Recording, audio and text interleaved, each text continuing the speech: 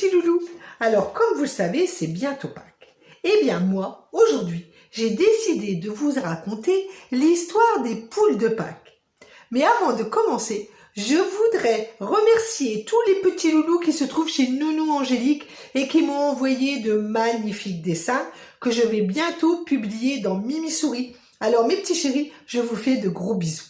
Aujourd'hui, les enfants, nous allons découvrir qui va m'accompagner pour l'histoire du jour. Bonjour les enfants, c'est Mademoiselle Framboise.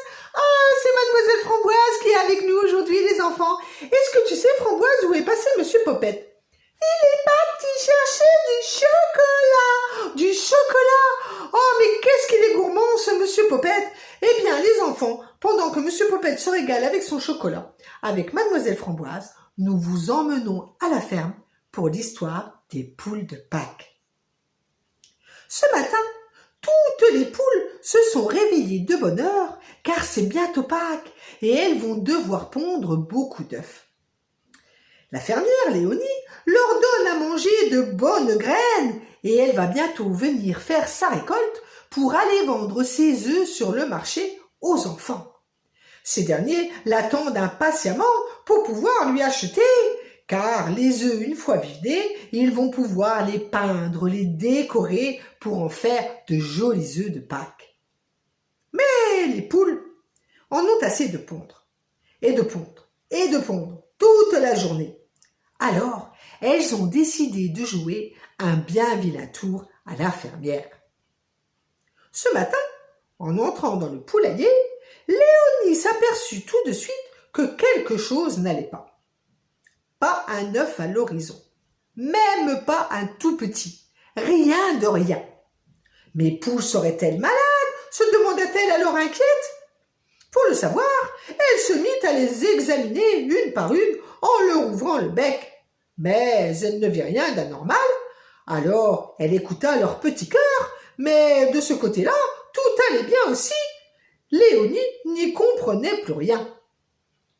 Mais son mari lui dit « Peut-être que tes poules sont fatiguées. »« Tu as raison, lui dit-elle. Il faut que j'aille tout de suite les rentrer dans au chaud dans le poulailler. » Et elle les recouvrit d'une épaisse couverture avant de leur souhaiter une bonne nuit. Mais le lendemain matin, elle ne trouva toujours pas d'œuf. Pas un œuf. « C'est une véritable catastrophe, s'exclama-t-elle alors. On est à 2 jours de Pâques et je n'ai toujours pas un œuf à aller vendre sur le marché. » Elle alla donc demander à son médecin qui lui répondit. « Vos poules sont sûrement tristes et fatiguées, Léonie. Mettez-leur de la musique toute la journée. Cela les mettra de bonne humeur et leur donnera envie de pondre. » La fermière courut donc jusqu'au poulailler pour y installer une merveilleuse musique que l'on pouvait entendre jusqu'à l'autre bout de la ferme. Tous les animaux étaient ravis, Ronron le cochon qui dansait sur ses 2 pattes arrière, Gaspard le canard qui se dandinait au son de la musique, Vidocq le coq qui chantait à tue-tête, et bien sûr toutes les poules qui picoraient au son aussi de la musique. Mais le lendemain matin, la fermière ne trouva toujours pas d'œuf. « Ce n'est pas possible, s'exclama-t-elle furieuse. Mes poules mangent toute la journée, elles dorment bien toute leur nuit. En plus de ça, je leur mets de la musique et elles dansent. Elles n'ont rien du tout. Pourquoi est-ce qu'elles ne pondent pas un œuf, se demandait-elle.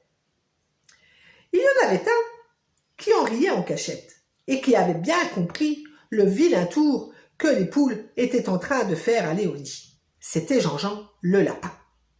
Alors, il décida d'aller leur parler.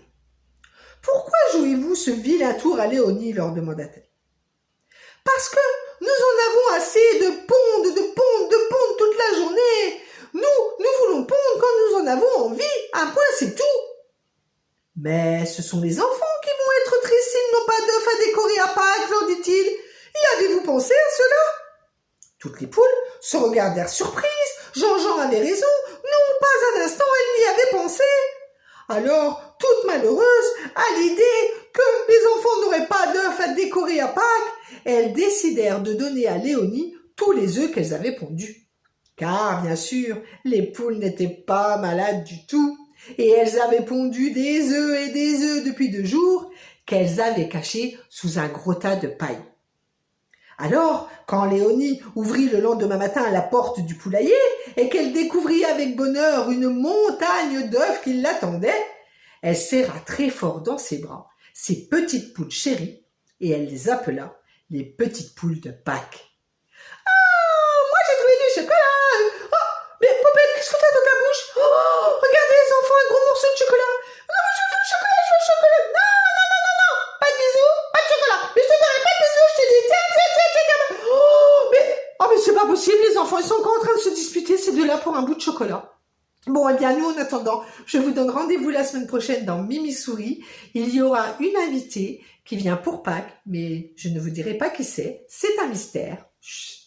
Et en attendant, je vous fais de gros bisous et continuez à m'envoyer vos jolis dessins et à m'écrire. L'adresse est dans Mimi Souris et promis les enfants, je vous répondrai à tous. À la semaine prochaine, et d'ici là, comme d'habitude, soyez sages.